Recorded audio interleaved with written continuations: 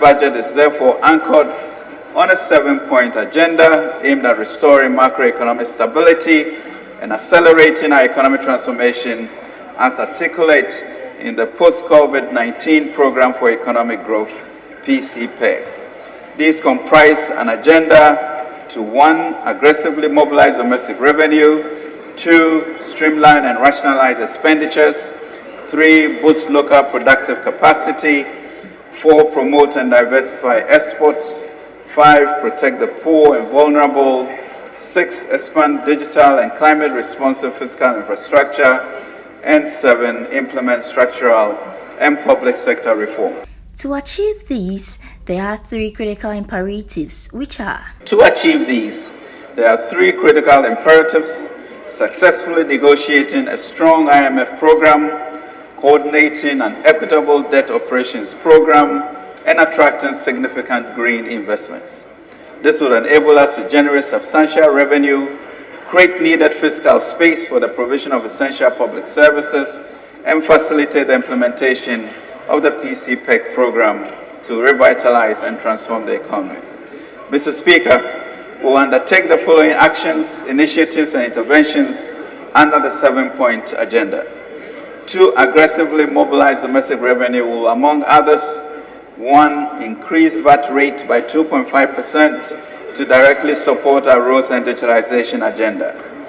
Fast-track the implementation of the Unified Property Rate Platform Program in 2023 and review the E-Levy Act, and more specifically, reduce the headline rate from 1.5% to 1% of the transaction value, as well as the removal of the daily threshold.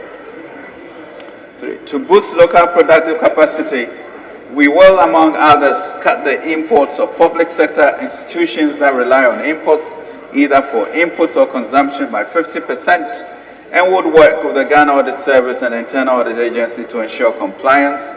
Support the aggressive production of strategic subsidies, including the list disclosed at the President's last address to the nation.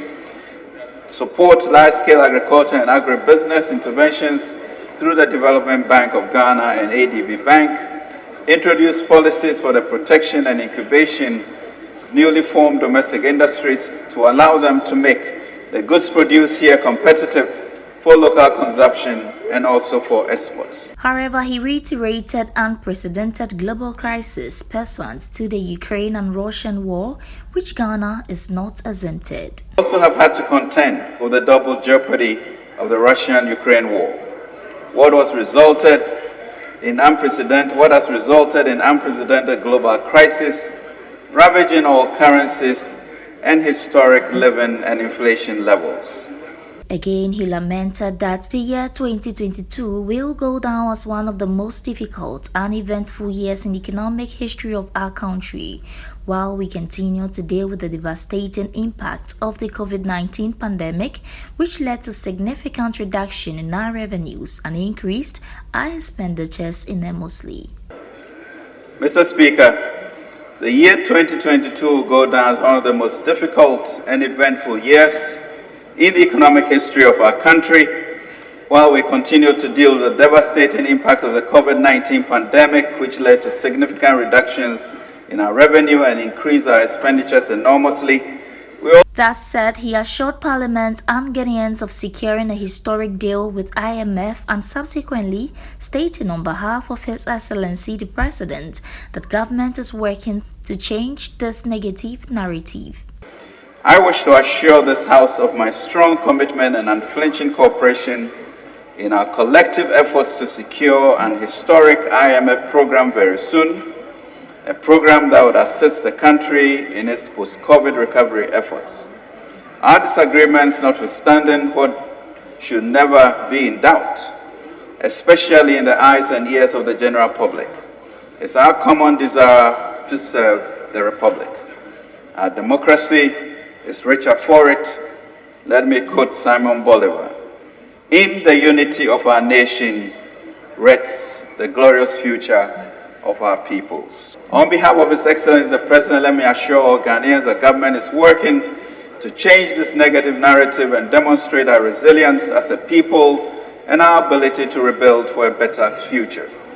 We have demonstrated this many times in our country, but more recently between 2017 and 2019, we have resolved that in the next 2 years, government will work with you all with a restless determination to turn around this economy. Meanwhile, these were the remarks from the both leaders of the two caucuses of the August House. Budget that recognizes where we are as a nation, a budget to revive and reposition the country, a regulars of a work program that calls on all of us to pull together. And as the minister quoted the prophet Nehemiah, let us rebuild the walls of Jerusalem. In this context, the walls of Accra and indeed Ghana together. Speaker, my task would have been a very simple one, to second the motion for adjournment. But the leader of government business have set the tone. Today, Mr. Speaker, we have heard the Honorable Minister for Finance before this August House declare Ghana a high-risk, distressed debt country. So, Mr. Speaker, this budget is a campaign-day budget. And therefore, he's put the country on the path to debt restructuring, which he has announced as debt exchange program. So, Mr. Speaker, this budget is a campaign-day budget. A campaign-day.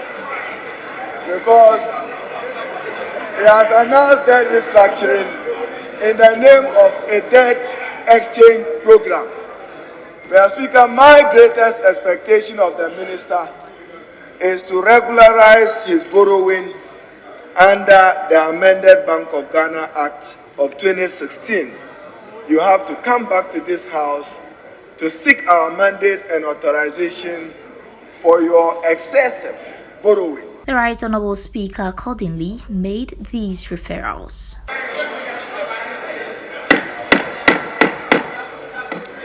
Honourable members, in accordance with Standing Order 143, debate on the motion shall stand adjourned for no less than 3 days. I also direct that part of the budget relating to ministries and constitutional bodies shall stand committed respectfully to the committees responsible for the subject matter to which the heads of the estimates relate, for consideration and report in accordance with Order 144. Furthermore, any part of the budget relating to revenue and expenditure shall stand committed to the Finance Committee in accordance with Order 145.